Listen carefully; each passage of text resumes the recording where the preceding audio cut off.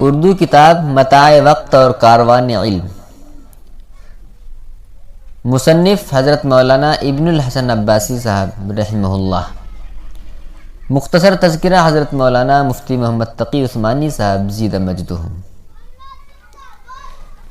دینی مدارس کی زندگی کے خاموش دریا میں وہ موج تند جولاں اب بہت کم اور بڑی مدت کے بعد اٹھتی ہے، جس سے نہنگوں کے نشیمن تہوبالا ہوتے ہوں، لیکن ان مدارس کا یہ المیہ کمیابی کا ہے، نایابی کا نہیں۔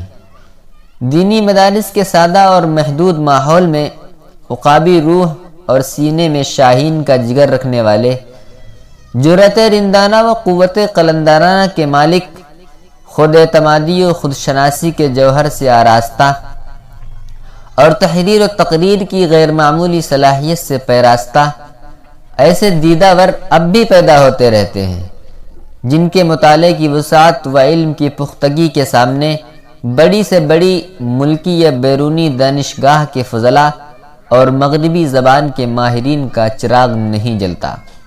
اس کی ایک مثال استاد محترم مولانا مفتی محمد تقی عثمانی صاحب زید مجدہم ہیں۔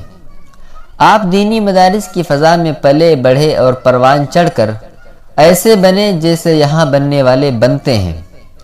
مولانا 1943 میں دیوبند کی اس سرزمین میں پیدا ہوئے جس سے پھوٹنے والے علم کے فواروں نے ایک دنیا کو سیراب کیا۔ 10 سال کی عمر میں آپ نے درس نظامی کا آغاز کیا اور 17 سال کی عمر میں اس کی تکمیل کر کے فارغ ہوئے۔ تاہم انہوں نے درس نظامی کی چند کلیوں پر قناعت نہیں کی، بلکہ اس نصاب کے پڑھنے سے حاصل ہونے والی صلاحیت و استعداد کو علم کے مقفل دروازوں کی چابی سمجھ کر اسلام کے وسیع کتب خانے کی طرف بڑھے اور علوم کے بند دروازے وا کرتے رہے۔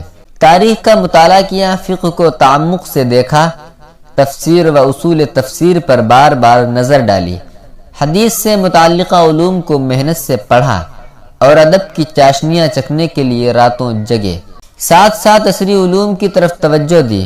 1958 میں پنجاب یونیورسٹی سے فاضل عربی کا امتحان امتیازی نمبرات سے پاس کیا۔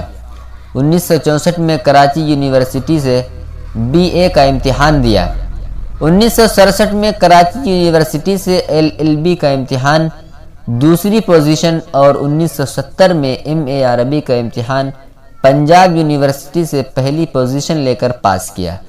جدید معاشیات کا مطالعہ کیا اور اس میں مہارت ہی نہیں مجتہدانہ بصیرت حاصل کی، اور پاکستان کی طرح ہر مغرب زدہ ملک پر چھائی ہوئی انگریزوں کی وہ زبان سیکھی جس سے واقفیت ایک عالم دین کے لیے اس دور میں اسلام کے مؤثر تبلیغ کے نقطۂ نظر سے نہ صرف استحسان بلکہ ضرورت کی حدود میں داخل ہے، اور جس کو جنٹلمین طبقہ کسی انسان کی سعادت و قابلیت کی علامت و معیار سمجھتا ہے۔ اور یوں وہ قدیم و جدید دینی و دنیاوی علوم کے ایسے سنگم بن گئے جس میں مختلف علوم کی حسین لہریں جمع ہیں۔ اردو ان کے اپنے گھر کی لونڈی ہے، عربی ان کی جیب کی گھڑی ہے، اور انگریزی وہ ضرورت کے تحت لکھتے اور بولتے ہیں۔ اللہ جل شانہ نے ان کو قلم کی غیر معمولی صلاحیتوں سے نوازا ہے۔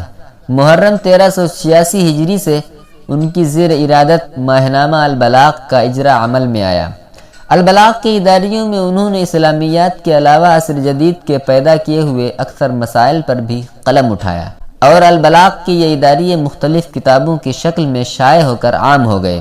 شیخ الاسلام مولانا شبیر احمد عثمانی کی لکھی ہوئی مسلم شریف کی شہرہ آفاق لیکن نامکمل شرح فتح الملہم کا تکملہ لکھا، اور ایسا لکھا کہ اگر اور کچھ بھی نہ لکھتے تو یہ ان کی زندگی کی قیمت وصول کرنے کے لیے کافی تھا۔ اگر کسی مصنف کے حصے میں صرف یہی ایک کتاب آ جائے تو اس کو زندہ و جاوید بنا دے۔ مولانا کا ایک ممتاز وصف ان کے انہماء کی علمی کا وہ عالم ہے جس کے قصے اب صرف اسلاف کے تذکروں ہی میں ملتے ہیں۔ اس سلسلے میں ان کی مثال تاریخ اسلام کی ان شخصیات سے ملتی جلتی ہے جنہیں علم کی مشغولیت ارد گرد کی ہر چیز سے بے خبر کر دیتی ہے۔ ان کے علم و مطالعے میں انہماء کو دیکھ کر کچھ علمی حوصلہ ہونے لگتا ہے کہ کتابوں میں اہل علم کے انہماء کی علمی کا جو وصف پڑھا ہے اس سے متصف کچھ لوگ ہماری اس فضا میں بھی موجود ہیں جس میں ہم سانس لے رہے ہیں۔ وہ خود فرماتے ہیں کہ روئے زمین پر لکھنا پڑھنا مجھے ہر چیز سے زیادہ محبوب و عزیز ہے، اور ہر وقت کسی نہ کسی مسئلے میں میرا ذہن مشغول رہتا ہے۔ علامہ ابن خلکان نے وفیات العیان میں علامہ حریری کے متعلق لکھا ہے کہ مطالعے کے وقت جب وہ ہاتھ داڑھی میں رکھ کر داڑھی کے بالوں کو ہلاتے تھے تو یہ ان کے انہما کے علمی کے عروج کا عالم ہوتا۔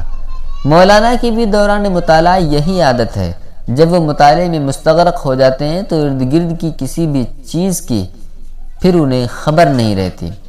وقت کی قدر اور راہ علم میں محنت کا جذبہ ان کو اپنے عظیم والد سے ورثے میں ملا ہے۔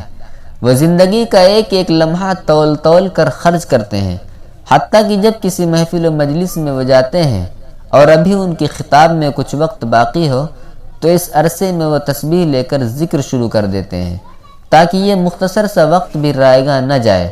سفر کے دوران بھی وہ لکھنے پڑھنے میں مشغول رہتے ہیں اور کوئی لمحہ ضائع جانے نہیں دیتے۔ خود انہوں نے فرمایا، آسی یہ غنیمت ہے تیری عمر کے لمحے، آسی یہ غنیمت ہے تیری عمر کے لمحے، وہ کام کر اب تجھ کو جو کرنا ہے یہاں آج، وہ کام کر اب تجھ کو جو کرنا ہے یہاں آج۔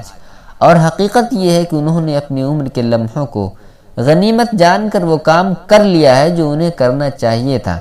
اللہ جل شانہ ان کی عمر میں برکت دے اور ہم سب کو عمر کے لمحوں کو غنیمت جاننے اور آج کا کام آج کرنے کی توفیق عطا فرمائے، آمین یا رب العالمین۔